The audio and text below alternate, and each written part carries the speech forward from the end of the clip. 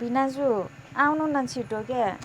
होइन के हो क्या तिमीलाई फेरि फोन नगर भनेको होइन मैले भने कति फोन गरेर यहाँ दिदीले थाहा पायो भने मलाई मार्दिनँ भनेको जोसुकैले थाहा पाओस् कति कुरेर बस्नु के बाटामा बस्दा बस्दा बस्दा जाम न कतै घुम्नलाई बोर लागिसक्यो मलाई त। प्लिज क्या मैले भनेको छ क्या दिदी हुइन्जेलसम्म फोन नगर क्या दिदी घरमै छ कि म कसरी मिलाउनु भनेको मेरो दिदीलाई समस्या सो बुझ्नु के परेन कुरा बनाएर आउन सक्नुहुन्न अनि अस्ति जस्तै कुरा बनाउनु यताउता जान्छु भनेर आउनु न काम छ भनेर। प्लिज फोन राख्थ्यौ न क्या दिदी सँगै छ भनेको क्या कुरा बुझ्दिनौ भने म त फोन त 1 राख्दिनँ 2 राख्दिनँ 3 राख्दिनँ राख्दिनँ खुरुक्क कसरी हुन्छ काम छ भनेर समय मिलाएर खुरुक्क लाएर आउनु।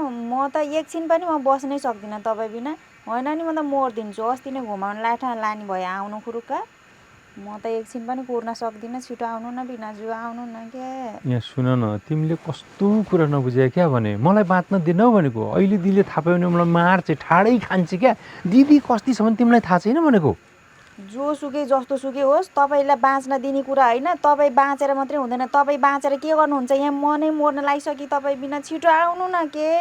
होइन बाबा कान्छी तिमीलाई के भएको छ के त्यस्तो भनेको छिटो न बिनाजु त्यो अस्ति नै गएको थियौँ नि हामी त्यहाँ त्यो के रोटी सोटी के खाएको थियौँ नि त्यो रोटी जस्तो त्यो के हालेर दिएको थियो नि त्यो के हो गोल भेडा नि त्यो प्याज खुर्सानी के हालेर दिएको थियो नि त्यस्तो खान जानु मन लाग्यो मलाई ए फेरि। लाठी त्यो मलाई थाहा छ त्यो पिज्जा हो क्या पिज्जा हो यहाँ सुन क्या मलाई त्यसरी पटक पटक बार बार फोन नगर म समय मिलाएर म आफै फोन गर्छु है तिमी ढुक्काऊ तिमी फोन नगर बरु मिलाउन सकेँ भने म आउँछु तिमी फोन गर्ने काम चाहिँ गर्दै नगर है मेरो फेरि मार्छ मलाई कस्तो फोन गर्ने काम नगर भन्नुहुन्छ के तपाईँ। मलाई यहाँ यत्तिकै घुमाएर झुलाएर मात्रै छोड्नुहुन्छ त।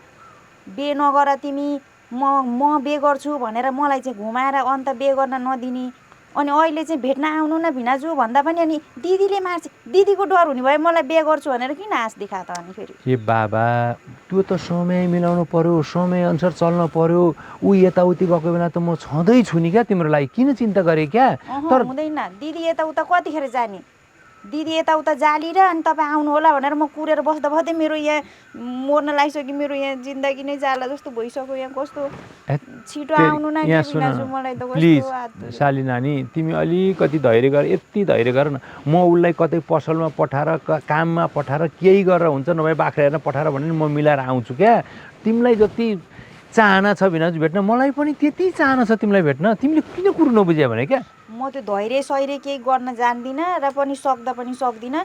खुरुक्क तपाईँ आउने कि नआउने आउने भयो यहाँ आउनु 2 मिनट कुरेर बस्छु होइन अनि म त मर्दिन्छु है तपाईँकै नाम लिएर म त फेरि मलाई अरू कुरा मलाई थाहा छैन। छिटो खुरुक्क आउनु प्लिज मेरो कुरा सुन त्यो मर्ने बाँच्ने कुरा नसुनौ है जति तिमीलाई मलाई भेट्न चाहना छ त्योभन्दा बढी मलाई पनि चाहना छ क्या तिमीलाई भेट्न त्यस कारणले तिमी ढुक्क आऊ म समय मिलाउँछु सके म आजै कोसिस गर्छु यदि सकिनँ भनेदेखि भोलि पर्सि कहिले हुन्छ म भेट्न आउँछु तिमी चुप्प लाएर बस कन्ट्रोल गर क्या आफूलाई ए भोलि पर्सिसँग चाहिँ म यत्तिकै छटपटेर बस्नु यहाँ पानी बिनाको माछो जस्तो भइसकेको छु क्या म। छिटो आउनु न त्यो भोलि र पर्सिको कुरा मलाई थाहा छैन म भोलि पर्सिसँग चाहिँ म कुर्नै सक्दिनँ। अहिले यहाँ 2 मिनट बिताउन गाह्रो भइसक्यो भोलि र पर्सि किन सार्यो क्या फेरि। यहाँ सुन त तिमीले त्यसो भन्दा मलाई कटक्क भइसक्यो क्या मलाई पनि त्यसो नगर न प्लिज क्या त्यसो नभन क्या मलाई नतडपाउ न त्यसरी भनी नतडपाउ क्या मलाई पनि त इच्छा छ नि तिमीलाई भेट्ने भनेपछि तपाईँ नआउने होइन त मलाई यत्तिकै कुराएर किन नबोले कि किन नबोले ज्वाइँ के हो तपाईँको चाला यो हजुर यता बस्छ त को बोल्नु भएको तपाईँ त चाहिँ नि सालीसँग यस्ता चाहिँ नि चाहिँदा नचाहिँदा चाहिँ वायात गफ गरेर बुढेसकालमा अलिकति लाज लाग्दैन अलिकति इज्जतको ख्याल गर्नुहुन्न तपाईँ त यस्तो नि हो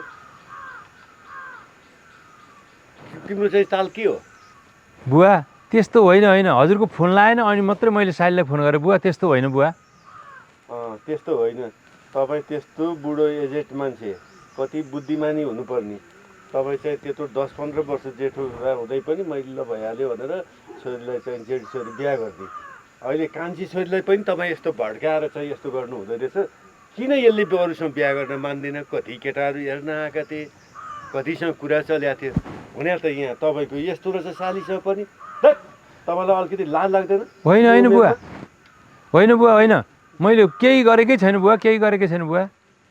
कस्तो होइन होइन भन्नुहुन्छ? सब तपाईँहरूको चर्तिकालाई मैले थाहा पाइसकेँ यहाँ। म मात्र के वाइवाई गर्ने लाटो हो र? त्यत्तिकै थाङ्ना सुताउनु खोज्नुहुन्छ हामीलाई। होइन होइन बुवा, के हो? होइन बुवा, होइन। देखेर नि म दङ्गै परेको छु। होइन छैन केही तपाईँले भन्नै पर्दैन। तपाईँको सम्पूर्ण कुराहरू मैले बुझिसकेँ, मलाई थाहा भइसक्यो। तपाईँले यो चाहिने काम गरेर जोड्नु भएको छैन।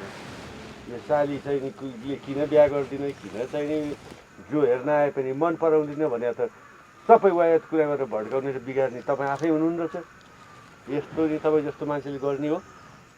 होइन होइन बुवा, अबदेखि मैले यस्तो सुन्न नपरोस्। यो होइन छैन म केही पनि जान्दिनँ।